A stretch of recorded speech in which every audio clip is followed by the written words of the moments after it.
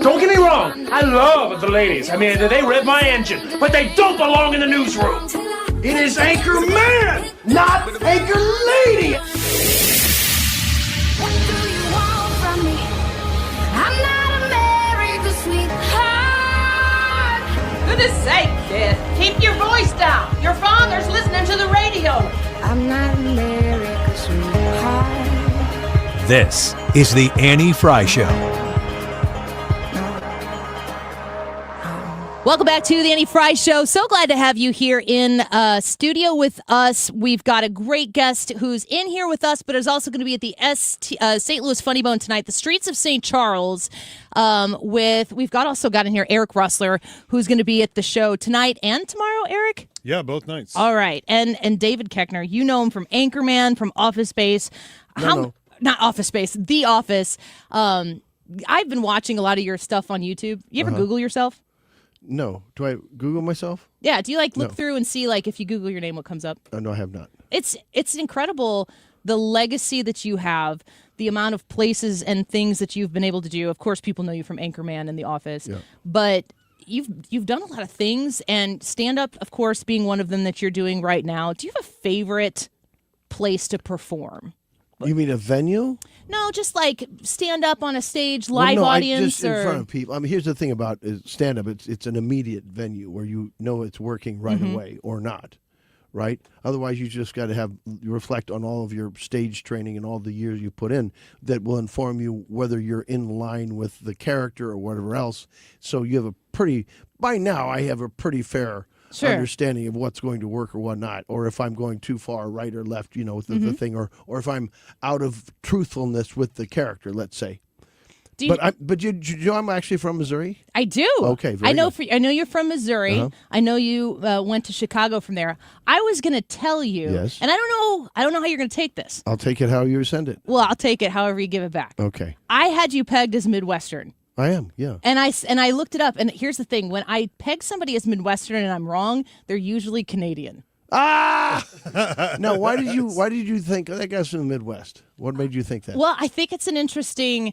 I think it's something. It's a radar that you have if you're from the Midwest. I think there's an authenticity and a genuineness. Yeah. That you can't. You can't fake. You can't fake it, and you can't ever get rid of it. You can't leave it either. Correct. You've been all through Hollywood, and you've been with the highest of heights. I watched you at an interview with Norm Macdonald. We love Norm Macdonald. Was that the weirdest interview ever? It was the weirdest interview I've ever done, and I've known Norm since 1990. He's passed now, God bless. And I'm like, and my whole time I'm doing this interview, I'm like, what are you doing, Norm? But that's why he always wanted to make his guest so uncomfortable they didn't know what was going on. It was almost like a meta prank. You can't turn away from it though as a viewer. Yeah, because you don't know what's going to happen next. It kind of sounds like maybe the guest doesn't know what's going to happen next either. Right, but he did that to everybody. He always make it really strange and odd. Yeah. But that was Norm. Yeah. I think there's a Midwestern. People might call it Midwestern nice, but I just think that. There's a set. I don't know what it is specifically, but like I said, there's a Canadian element to it too. There's this kind of Canadian nice thing. Well, we're considerate of others. That's a good way to put it. Yeah. Do you feel in the time in my research you were maybe mid to late 20s when you went to New York out of Chicago? Well, I moved to Chicago when I was 24, and then I was there for 9 years, and then New York after that. Yeah. Big city Chicago different than small town Missouri. Yeah. What was it about going to Chicago? That is big city, but Midwest big city. And there's still a lot of Midwestern in Chicago. I think it's the best town in America. Really? No, because it's a huge town. Yeah, it's a city. New York is a city. Now, New York's the greatest city in the country, but Chicago is the best town. Chicago is the greatest. I love it so much.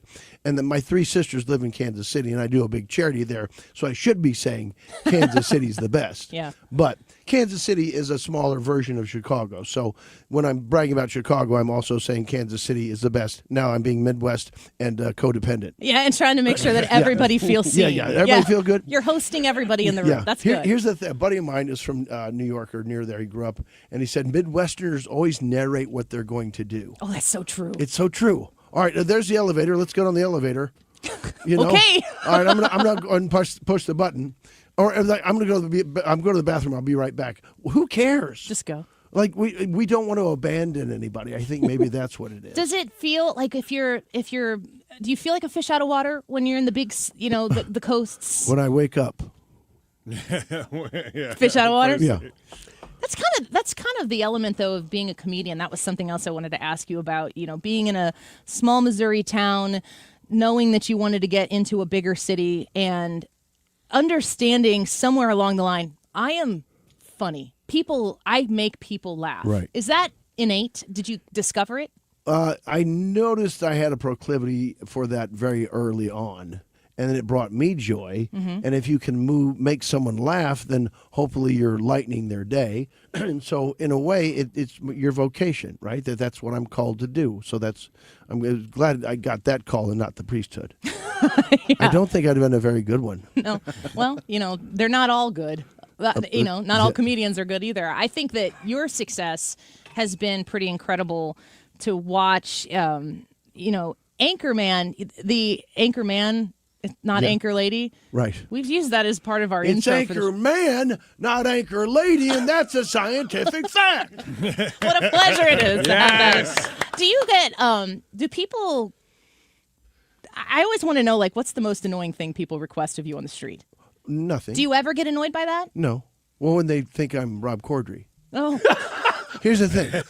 People, as long as they know. People will go, I love you in Anchorman and Hot Tub Time Machine. I'm like, I'm in one of those. No, you're the same guy. Like, no, I'm not. The only thing that bothers me is if, just a little bit of respect, if I'm in a restaurant, you're not free to sit down and start talking to me, which has happened more than once. Does it happen? Yeah. And it's like, can I... Just a dude eating a dinner here. I'll take a picture with you on the way out. Mm-hmm. But if I'm with my family, give me some room. I will take a picture on the way out, and then I'll probably sneak out the back. But, but no, I'm at the level. Look, I'm a C-list, so I'm at the maybe B-. But you were not C-list when these folks all here found out that David Koechner was going to be in the building. There was a buzz. Oh, that's sweet. A big that's buzz nice. about it. That's nice. We're grateful. But yeah, for it. I don't have an ego about it because it's fame is a construct. It's not real, right? It would be a bummer if it stopped happening. Well, no, trust me, I'm very grateful, right? I'm quite grateful. And so when people say, don't you get tired of this? I say, wouldn't it be worse if it didn't happen? Yeah. Because I could be walking down the street with a buddy of mine who's an actor and hasn't had success, and someone wants to stop and take a picture, right? Mm-hmm. So when you ask about what's annoying, it's if I'm walking with someone and someone wants a picture and they just hand the camera to someone as if it's your job. I will say, you can ask that person if they'll take the picture. Yeah. Don't just hand them the picture like you work. You're talking about some human decency. Right? Yes. Yeah. Completely. You've got Eric Russler in here, who is opening up tonight and tomorrow night at the Funny Bone Street to St. Charles. Yeah, I'll be there both nights. Eric, all 4 shows. Talk to us a little bit about yourself. If people want to learn more about you, they can go to ER Comedy on YouTube. What kind of comedy do you do? Yeah, just a little bit about my life. I was in the Marines for 6 years. I got a wife, kids. Love just that. kind of daily observations. How old are the stuff kids? Like that. 10 and 17. I have 4. Oh. 16-year-old boy and then 3 girls. Oh. 13, 9, and 4. Get ready. It's Get ready. It's super.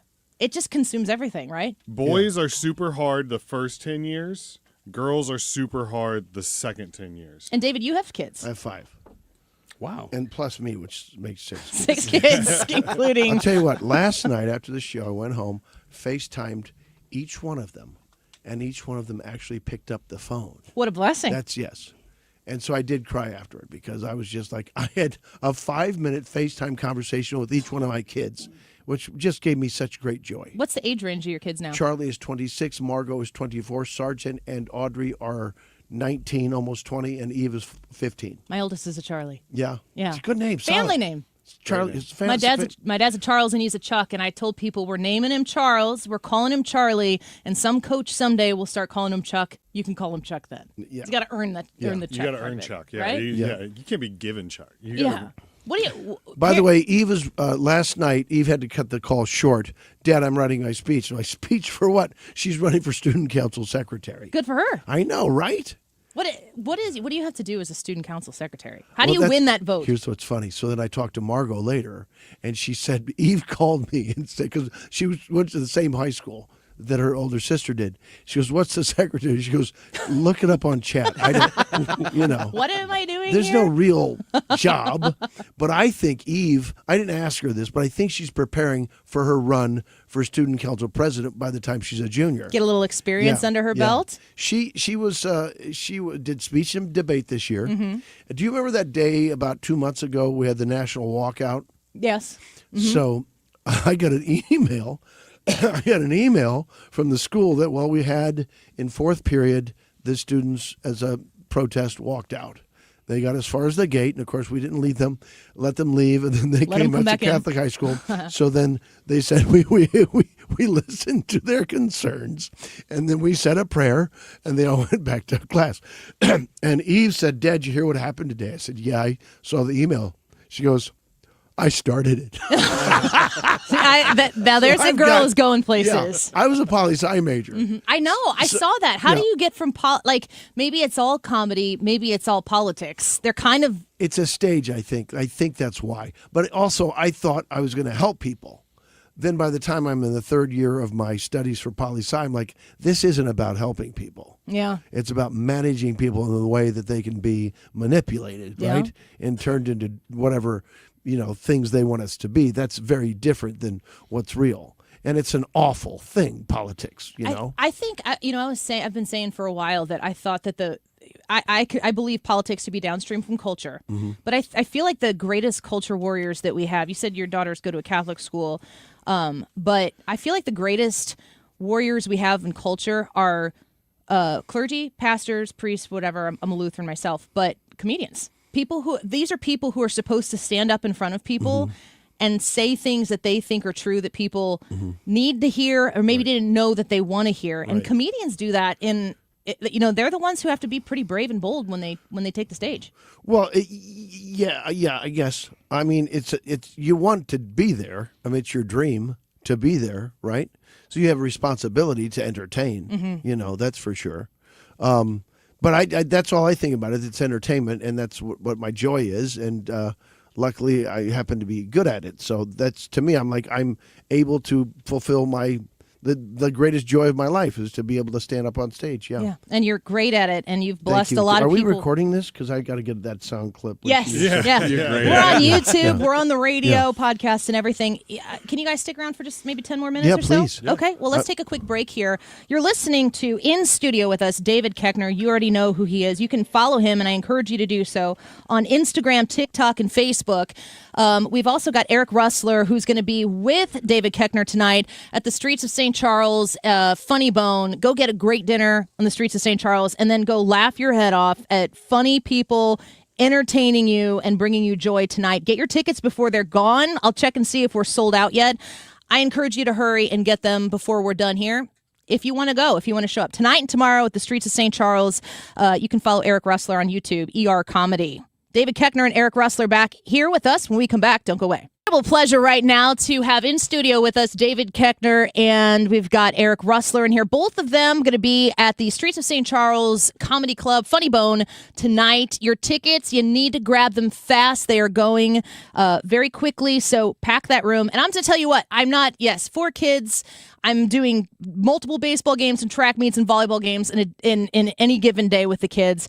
I make the time to go to sit in a chair as an adult at a comedy show and laugh until I cry, and it is cheaper than therapy. So if you've never been to a comedy show before, guess what? This weekend, it's going to be your first one. You got to go to stlewisfunnybone.com and grab the remaining tickets to see David Koechner. Yes, you know him from Anchorman. Yes, you know him from The Office and many other things. David, it's really an honest pleasure to have you in here with us today. Much. Yeah. I want to ask you about your cane. Yes. I bought a cane. I bought my first cane today before we came here. It's a big day. Yes. So Ron took me by Levine's hat store, which are very dangerous places for me.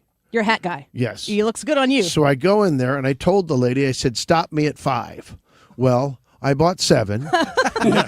And then I saw this cane, and I've never owned You didn't give a cane. limit on canes, though. And so I bought a cane, and then the guy brings over these purple pants, so I had to buy those. The pants are new? And then there's a matching shirt. So yeah, You gonna wear this tonight? Fantastic. I am. So people can I'm going to wear it all weekend. Just straight. The fit, the outfit, this purple hat matches the shirt and the pants. And of course, I've got the cane, so I'm a new human. You asked me how I knew you were Midwestern. It was the hat and the cane and the pants. Well, the hat's practical because I'm bald. I had to keep the sun off, Sure. right? And I'm fair-skinned, so. But it's practical, and I can wear a good hat. I don't mind saying. Yeah. That's not egotistical. That's just the truth. Some people are hat people. Yeah. Let's talk about Anchorman, speaking of hat Let's people. do it. What was it like to be in that movie? The biggest question I have is how much of that was scripted?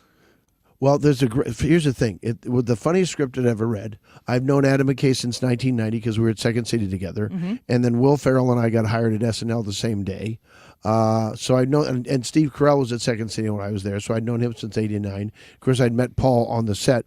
So we've got a bunch of improvisers, and we've got a director that knows how to use improvisation he knows what he's trying to get. So you've got this script, which is funny anyway, and their attitude, because a lot of directors have an ego about it. Yeah. Now, you say it the way I wrote it. Yeah. No, they don't. See, they're like, well, we might get something great. So why wouldn't we improvise? We've got all these great improvisers. We might get something great. So what if it's terrible? So what? We won't use it. We've got the script. So that's what happened. How funny was what didn't make the movie?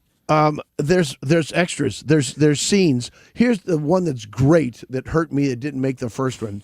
They changed the plot in the movie. Christina Applegate's character gets kidnapped by this group called the Alarm Clock. That's it's not even in the movie anymore, and so they don't have an agenda, and they're trying to figure out their agenda. Because in the 70s, if you're too young to remember, there used to be a lot of radical groups that would do stuff like the SLA. They would rob banks and stuff like that. They kidnapped Patty Hearst. Anyway, but so we had this ridiculous group, and they kidnap her, and we're going to go rescue her from the observatory. On the way, we're in this car, and then Champ then deeply and passionately declares his love of Ron. And then they just let me improvise. So I got this long run about how much I'm in love with Ron, right? And it didn't make the movie. Why did I do So that? if you go on YouTube, Champ declares his love for Ron. That might be in there. That's there. Yeah. Also, in the second movie, Yeah. we did this musical number. Swear to God. There's a musical number called It's a Great Big World. Because we're from San Diego and we moved to New York and we don't know what's going on because we've never met a person of color or a person from another world because we have this very closed-minded, guys. And so there's a musical number called Great Big World. And then in the middle of that song, we all stop and we meet a man who's gay, and we cannot wrap our heads around it. So then we start singing If I Was Gay for a Day, which is gorgeous.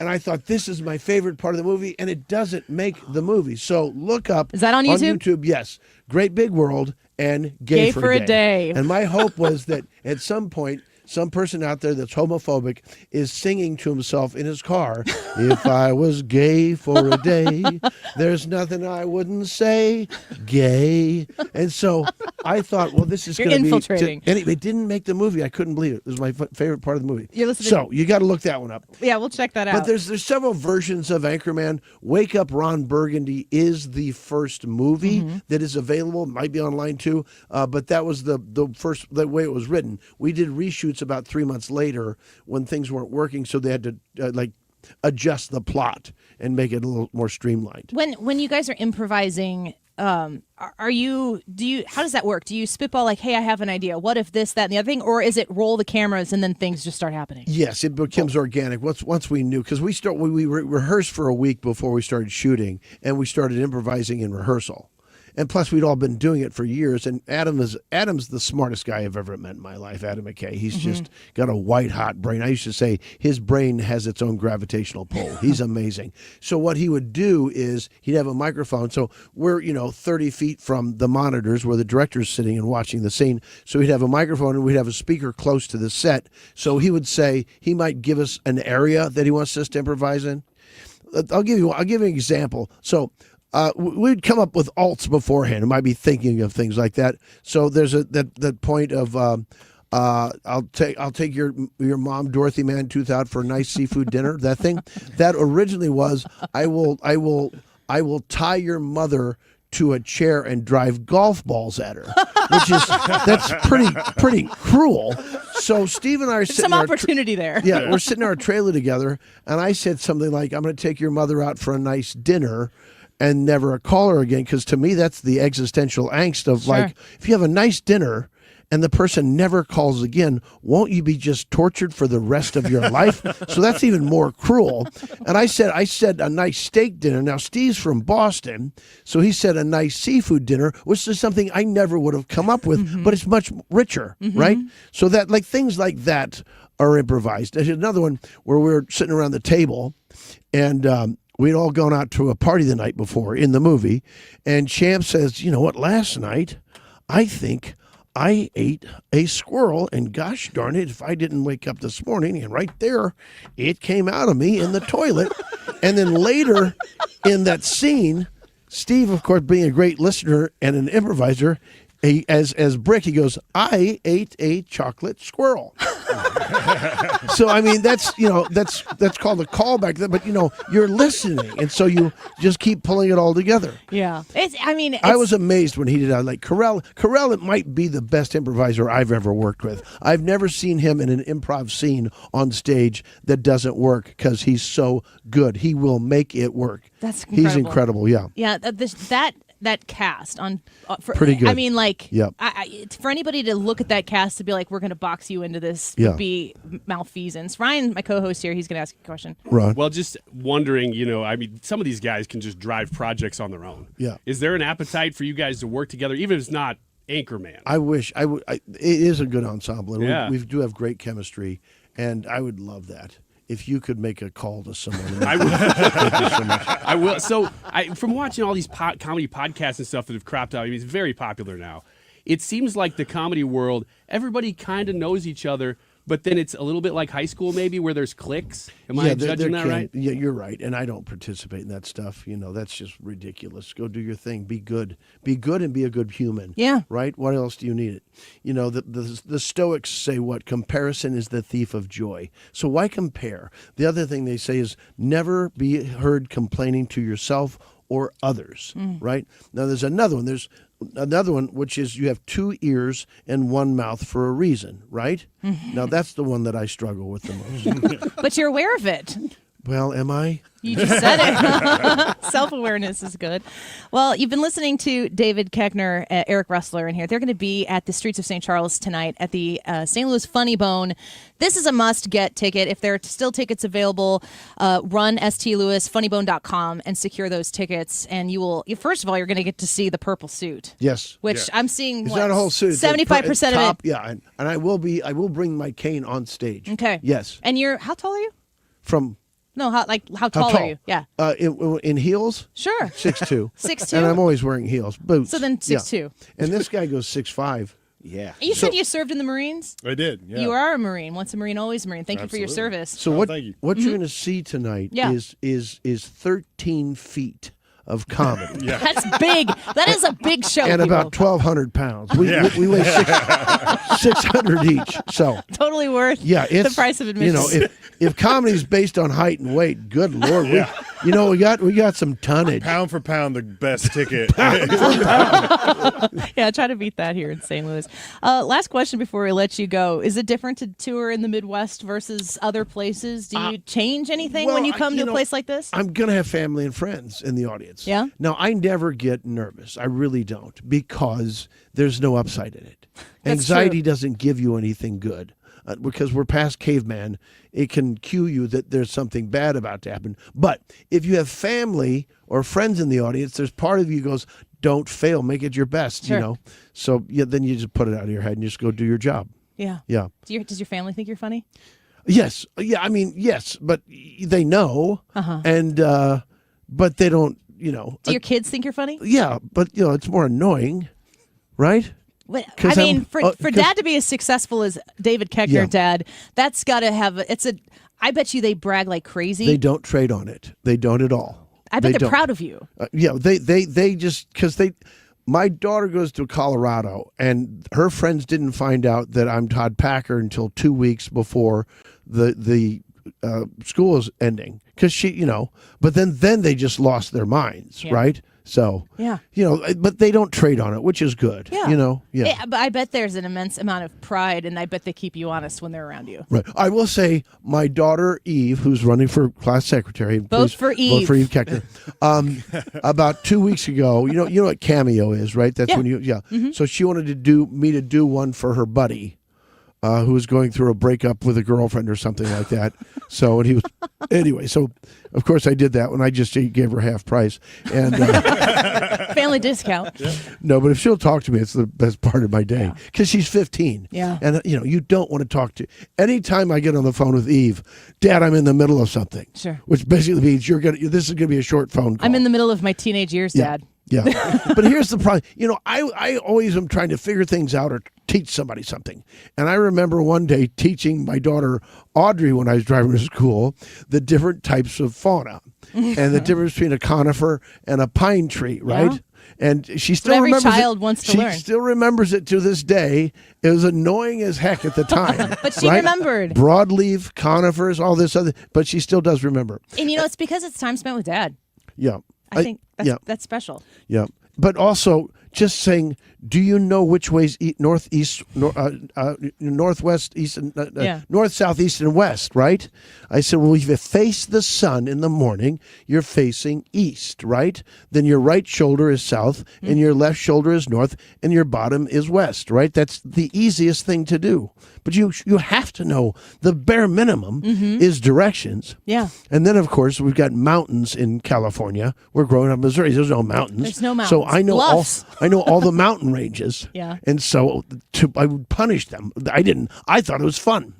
Now, what mountain range is this, kids? And they're like, oh, I don't care. Do they know now, though? Now they do. That's fantastic. Your lasting legacy. Anchorman and fauna and mountain ranges. That's fantastic. Broadleaves and conifers. Yes, ma'am. Well, we appreciate you coming in and spending Appreciate some time you with too. us. We're Thank grateful you. for it. A kind human, David Koechner here, but also, of course, incredibly funny. And your opportunity to be in the room with him tonight at the Streets of St. Charles Funny Bone. Go to stlewisfunnybone.com. Grab those tickets now before they're gone tonight and tomorrow night.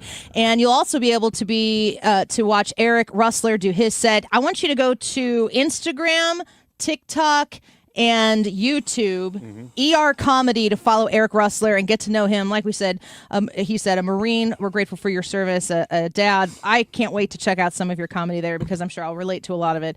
And David Koechner, big, huge star here in the Annie Frey Show studio and tonight at the Streets of St. Charles Funny Bone. A real pleasure to have you today. Thank you so much. Thank you. 2 tons of comedy coming at you tonight. 2 tons of comedy. You heard it here God first. bless you. Thank you so much. I really appreciate you. God Thank bless you as well. We'll be right back. Don't go away.